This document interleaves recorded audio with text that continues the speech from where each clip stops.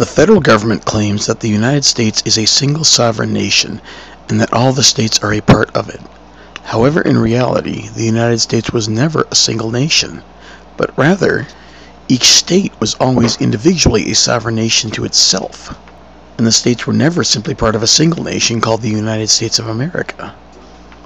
This began with the Declaration of Independence, in which each of the 13 colonies declared itself to be a free and independent state, respectively, and not in a collective sense of a single nation. Here in the Declaration, we see that each of the 13 states are declared as free and independent states in the plural. That is, each state was free and independent, and they do so in the context of separate sovereign nations by declaring that as free and independent states, they therefore have the powers which only accrue to actual sovereign nations. This obviously means that each state was declared a sovereign nation unto itself. This was further certified by the Declaration's chief author, Thomas Jefferson, in his famous work, The Kentucky Resolutions. Here, Jefferson wrote that the states were not united on the principle of unlimited submission to their general government, which they would have been if they were simply parts of a single nation. Rather, Jefferson held that, on the contrary, they were each individually sovereign, and therefore the federal government held no supreme national power over them, except that which the states themselves voluntarily permitted. If anyone would know the true intended meaning of the Declaration of Independence, it would be Jefferson. In addition to the Declaration of Independence, the fact of each state being a sovereign nation to itself was likewise expressly restated in the Articles of Confederation, which were adopted among the states in 1781. In these articles, each state officially and expressly retained its sovereignty, freedom, and independence as a separate nation, which obviously meant that they already had them to begin with. Meanwhile, all powers of Congress were simply delegated by the individual states, not surrendered permanently. This means, once again, that each state was actually a sovereign nation unto itself, and this confederated union was strictly voluntary among them.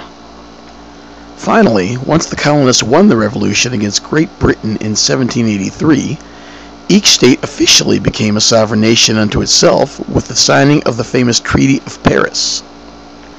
In this treaty, the nations of Great Britain and France, as well as several other nations, formally recognized each of the states individually by name as being free, sovereign, and independent states, again, as 13 separate sovereign nations unto themselves, rather than simply being parts of a single nation like they had been under Great Britain. This treaty was the actual law that officially made each state into a sovereign nation unto itself under international law and recognition. Finally, each state proved that it was a sovereign nation in 1787 when they signed the Constitution, since first they used their separate power as nations to secede from the Articles of Confederation and adopt the Constitution instead.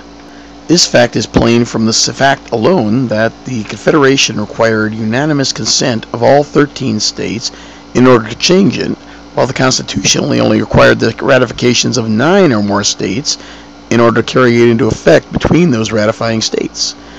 If the states were not individual sovereign nations to themselves, then any one state could have stopped it. Likewise, every state remained a sovereign nation under the Constitution, just like they did when they ratified the Articles of Confederation in 1781. However, this time they simply didn't need to expressly retain their sovereignty, since they had already become official sovereign nations in 1783 under the Treaty of Paris. Likewise, the Constitution never once mentions that any state gives up its sovereignty by ratifying it, and neither is there a single mention of forming a sovereign state or nation by doing so. Could you imagine sovereign nations having to expressly retain their sovereignty in order to avoid losing it every time they joined an international association or compact?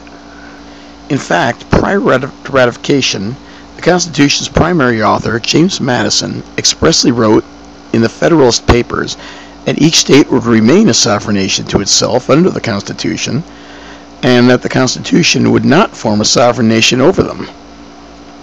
Likewise, Madison later described each state as a sovereign nation when speaking on behalf of the Virginia Assembly in his famous report on the Virginia Resolutions. Here he held that each state was a sovereign nation ruled by its people above any government. Finally, Madison held that while the federal government was higher than state governments under the Constitution, this was only because the people of each state authorized and permitted it via the Constitution, but that the people of each state were the ultimate source of a state's sovereignty, and therefore, as the state's ruling sovereigns, the state's people simply delegated authority to the state and federal governments, while the people of themselves remained their state's supreme rulers and could step in and overrule federal government just like they could overrule their state government. This once again falls into accordance with the principles established under the Declaration of Independence, that governments derive their powers by consent of the people of the state, and that the people therefore have the supreme power and right to abolish their government as they see fit. In conclusion, therefore, we see that each state was always a sovereign nation by law, both before and after the Constitution.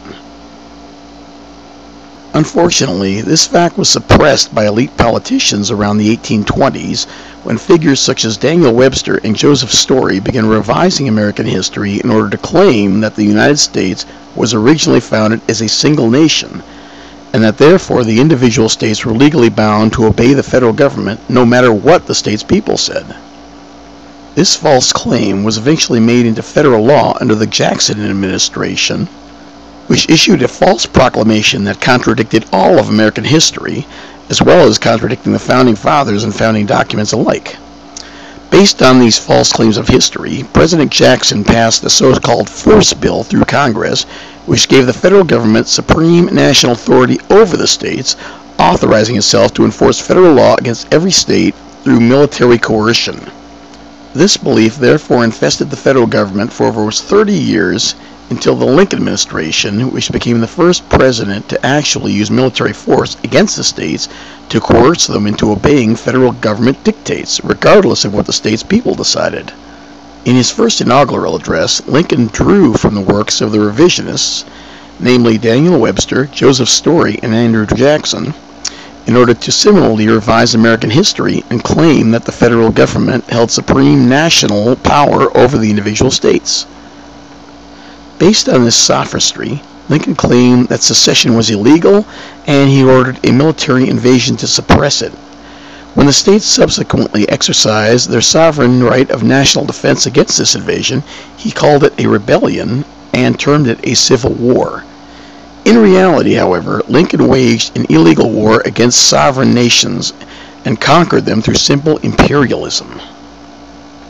Once the federal government won the war, history was written by the victors to validate the position, effectively making the federal government into the master and the people into the servants for more than 150 years to date.